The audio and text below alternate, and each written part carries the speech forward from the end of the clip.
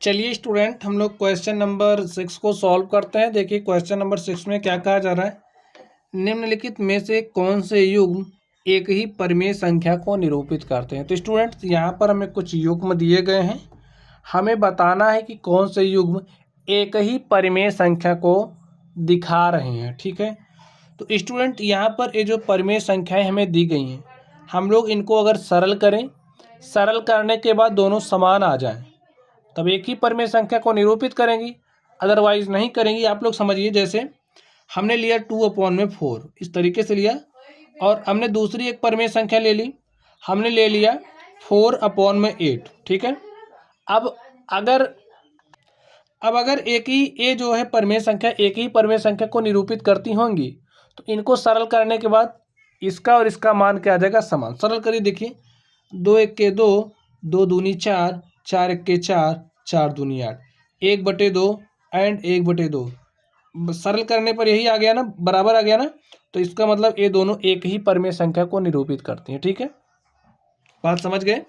चलिए अब यहाँ पर आप लोग ध्यान से देखिए, इसको सरल करिए। जैसे देखिए यहाँ पर -7/21 है, यहाँ पर 3/9 है।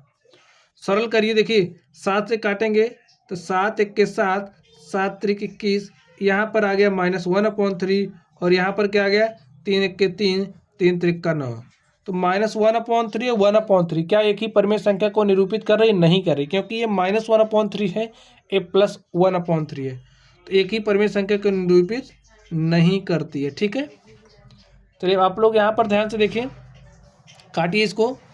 देखिए 4 चौके 16, 4 पंचे 20, क्या आ गया यहाँ पर आ गया -4/5, और यहाँ पर क्या आएगा, 4 से काटिए, 4 पंचे 20, 5 से काटिए, 5 चौके 20 और 5 पचे 25, 4/5 आ गया।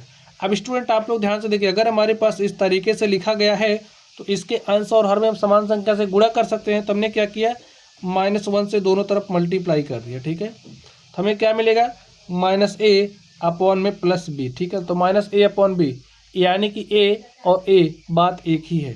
तो यहाँ पर एक ही परिमेय संख्या को निरूपित करें तो ऐसे लिख दीजिए, एंड -4/5, हाँ ये एक ही परिमेय संख्या को निरूपित करती है। समझ गए बात। चलिए यहाँ पर अब आप ध्यान से देखिए, अब अगर आपके पास कोई भी परिमेय संख्या है, हमने कहा परिमेय संख्या के अंश और हर में आप समान संख्या से गुणा कर सकते हो। तो ये जो -2 है, इसको -1 से गुणा करिए, -3 इसको भी -1 से। आप भाई अंश और हर में समान संख्या से गुणा कर ही सकते हो, तो हमने वही काम किया है। अब यहाँ पर देखिए -2 गुणे -1 तो हमारे पास 2 हो जाएगा, -3 गुणे -1 करोगे 3 हो जाएगा।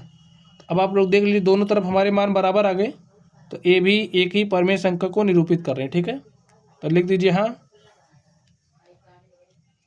चलिए हम लोग इस चौथे नंबर पर चलते हैं और देखते हैं इसका सॉल्यूशन क्या होगा। अब आप लोग यहाँ पर ध्यान से देखिए,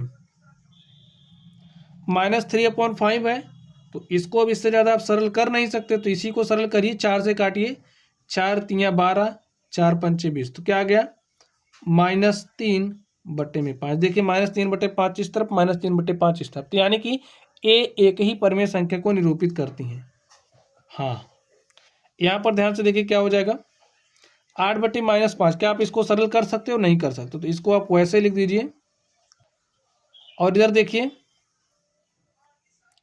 देखिए, क्या होगा, 8 से काटिए, किससे कटेगा, 3 से, तो 3 8 24, 3 5 15, तो -8/5। और हमने कहा अगर आपके पास a/-b है तो a बराबर होगा किसके, -a/b के।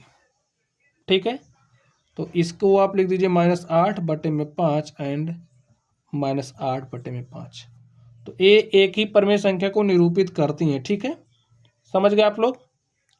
तो नेक्स्ट देखिए इस छठे नंबर को, इसमें देखिए क्या है, 1/3 है, तो लिख दीजिए 1/3, और आगे क्या दिया है, -1/9 है।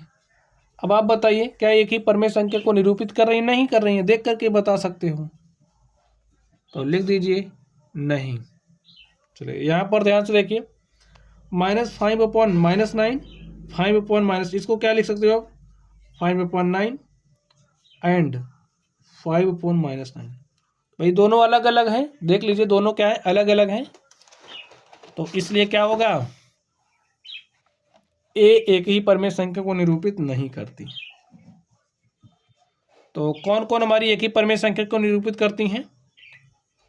दूसरा नंबर और हमारा जो तीसरा है वो भी एक ही परमेय संख्या को निरूपित कर रहा है, चौथा भी एक ही परमेय संख्या को निरूपित कर रहा है, पांचवा भी एक ही परमेय संख्या को निरूपित कर रहा है, बाकी नहीं कर रहे। ठीक है, तो हमारा सॉल्यूशन क्या हो गया, यही हो गया। तो इस तरीके से जो हमारा क्वेश्चन नंबर 6 था हमने इसको सॉल्व कर लिया है। तो चलिए स्टूडेंट्स आप लोग पढ़ते रहिए। Thank you.